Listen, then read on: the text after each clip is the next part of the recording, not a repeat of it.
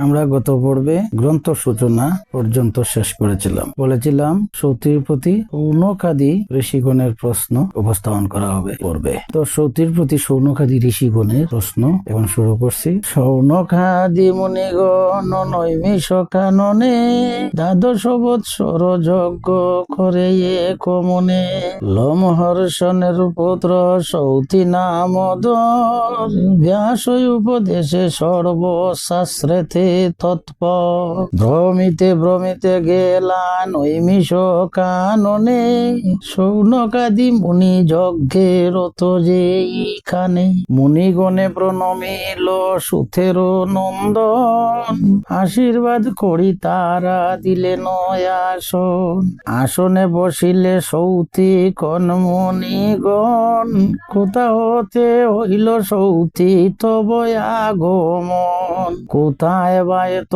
কালো করিলা যাপন সবিস্তারে কহ সবে করিব শ্রবণ মুনিগণ প্রশ্ন শুনি সুতের কুমার সবিনয়ে করো ফুটে কহেন বিস্তার মহারাজ জন্মে জয় পরীক্ষিত পুত্র সর্পকুল বিনাশার্থে কইলা সর্প শত্র সেই যজ্ঞে মুনি শ্রেষ্ঠ শ্রী বৈশ্য পায়ন ব্যাস বিরচিত কথা করানো শ্রবণ বিস্তারে শ্রবণ করে ভারত একান যাহার শ্রবণে নর পায় দিব্য জ্ঞান নানা তীর্থ পর্যটন করি অবশেষে উপনীত হইয়াছি তোমা সভা পাশে সূর্যাগ্নি সমথে যা তোমা সভা জনে ব্রহ্মরূপে অবতীর্ণ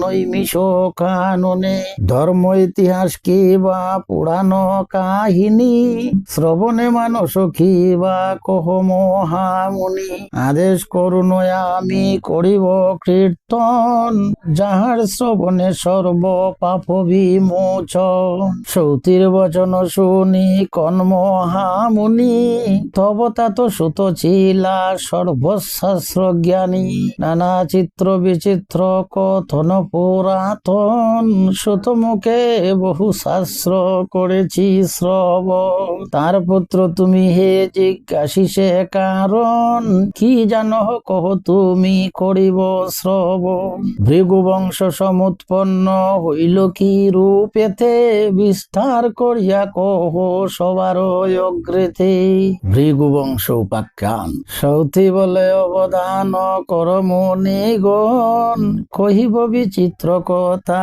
ব্যাসের বচন ব্রহ্মার নন্দন হইল ভৃগু মহামুনি পুলমা নামেতে কন্যা তাহার গৃহিণী গর্ভবতী পুলমায় রাখি নিজ গৃহে ভৃগু মহামুনি গেল স্নান করিবারে হেন কালে আসে তথা দৈত্য একজন ভৃগু পত্নী হরিবারে করিয়া মনন কামেতি পীড়িত চিত্ত নাহি অন্য বয় কন্যা দিল ফলমূল কিছু নাহিল বলেতে ধরিব বলি বিচারিল মনে গৃহে প্রবেশিতে দেখে দীপ্ত হুতাশনে অগ্নিপানে চাহি বলে দানব দুরন্থ কহ বৈশ্যানর তুমি জানো আদি অন্থ ইহার জনক পূর্বে বড়িলে কো মুড়ে বিবাহ না দিয়া মরে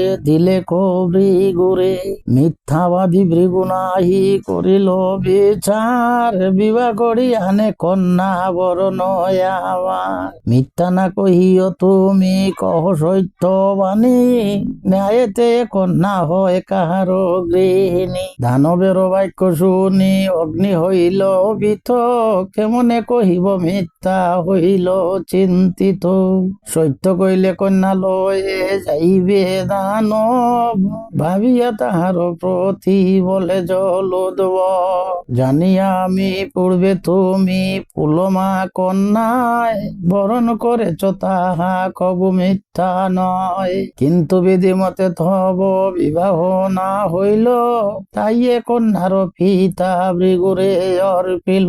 বিধি মন্ত্র পাঠ করি আমার গোচর, বিবাহ করিল কন্যা ভৃগু মুনিব। তথাপি ন্যায়েতে কন্যা তোমার গরণী, কহিলাম সত্য কথা যাহা আমি জানি। অগ্নির বচন শুনি দানব দুর্বার, নিমেষে ধরিল এক বরাহ আকার। বলে ধরি কন্যা লয়ে চলিল তখন, ভয়েতে বিকলা কন্যা করয়ে রুদন। গর্ভেতে আছিল পুত্র ভৃগুর ঔরসে, রাক্ষসের অত্যাচারে তবে মহারুষে।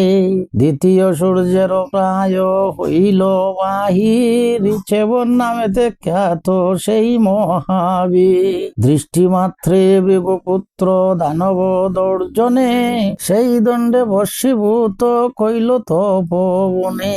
ভৃগুর গরণী কুলে করি নিজ সুতে, চলিল আশ্রমে তবে কান্দিতে কান্দিতে।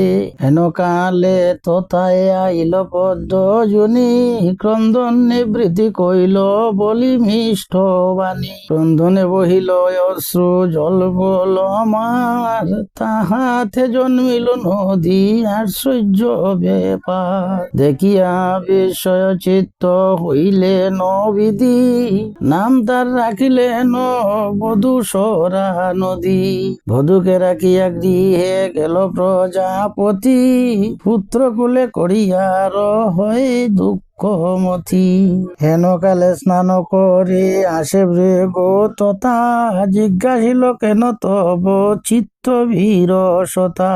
স্বামীরে দেখিয়া কন্যা করিয়া রোদন, কহিলেন দানবের দুষ্ট আচরণ। তোমার তনয় এই কইল প্রতিকার, দানবে মারিয়া মরে করিল উদ্ধার। এত শুনি ভৃগু এত জিজ্ঞাসিল, কি কারণে দৈত্য আসি তোমারে ধরিল। কন্যা বলে আচম্বিতে আসি দুষ্ট মতি, তোমারে না দেখিয়া জিজ্ঞাসে অগ্নি প্রতি। বৈশ্যানর বাক্য মোরে হরিল দুর্জন, শুনিয়া হইল ভৃগু ক্রুধে অচেতন। আজি হইতে সর্ববৈক্য হও হুতাশন, বলিয়া সাপিল তেজে তবে তপদ। ত্রাসিত নল শুনি ভৃগুর বচন, সকাতরে দ্বিজ ভরে করে নিবেদ। কোন দোষে ভৃগু মনি সাপ দিলাম ওরে, বলিলাম যাহা জানি তাহা দানবেরে। জানিয়া শুনিয়া মিথ্যা বলে যে জন, জানিয়া শুনিয়া মিথ্যা বলে যে জন। ইহকালে কুৎসাবন্থে নরকে গোম, উভয় সপ্তম কুল নরকে প্রবেশে। জানিয়া আমারে সাপ দিলা বিনা দোষে, মোর মুখে দিলে তৃপ্ত দেব পিতৃগণ। অনুচিত সাপ মোরে দিলা কি কারণ। এত বলে বৈশ্যানর দেবগণ লইয়া, ব্রহ্মারে সকল কথা নিবেদিল গিয়া। ব্রহ্মা বলে অগ্নি দুঃখ না ভাব মানসে, সকলই হইবে শুদ্ধ তোমার পরশে। ব্রহ্মার বচনে অগ্নি সন্তুষ্ট হইয়া, পুণ্যরূপী জগতে তে বেপিল আসিয়া। আমরা আগামী পর্বে রুর সর্পহিংসা পর্ব